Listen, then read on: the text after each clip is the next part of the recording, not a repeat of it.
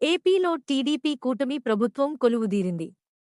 ఈ క్రమంలో ముఖ్యమంత్రి చంద్రబాబు నాయుడు రాష్ట్రాభివృద్ధిపై ప్రత్యేక ఫోకస్ పెట్టినట్లు తెలుస్తోంది. టీడీపీ అధికారంలోకి రాగానే గత వైసీపీ హయాంలో ఉన్న సంక్షేమ పథకాల పేర్లు మార్పు చేసింది. ఈ క్రమంలో గత ప్రభుత్వంలో అమ్మఒడిగా ఉన్న ఈ పథకాన్ని ఎన్డీఏ సర్కార్ తల్లికి వందనంగా మార్చింది. తల్లికి వందనం పథకంపై ప్రభుత్వం ఉత్తర్వులు విడుదల చేసింది. దారిద్ర్య రేఖకు దిగువన ఉండి పిల్లలను పాఠశాలలకు పంపే తల్లులకు ఏడాదికి రూ. 15,000 సాయం అందిస్తామని పేర్కొంది. ఈ పథకానికి అర్హత పొందాలంటే ఈ సూచనలు పాటించాలని తెలిపారు.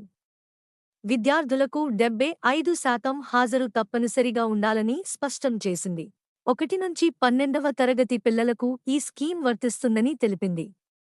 తల్లికి వందనం, స్టూడెంట్ కిట్ పథకాలకు ఆధార్ తప్పనిసరి అని, లేని పక్షంలో ఆధార్ కోసం నమోదు చేసుకుని ఉండాలని విద్యాశాఖ అధికారులు తెలిపారు. ఆధార్ కార్డు వచ్చే వరకు PAN card, passport, ration card, voter ID, driving licence వంటి 10 ఐడి కార్డుల్లో ఏదో ఒకటి సమర్పించాలని సూచించారు. మన ఛానల్కి సబ్స్క్రైబ్ చేసుకోండి, లైక్ చేయండి మరియు కామెంట్ చేయండి.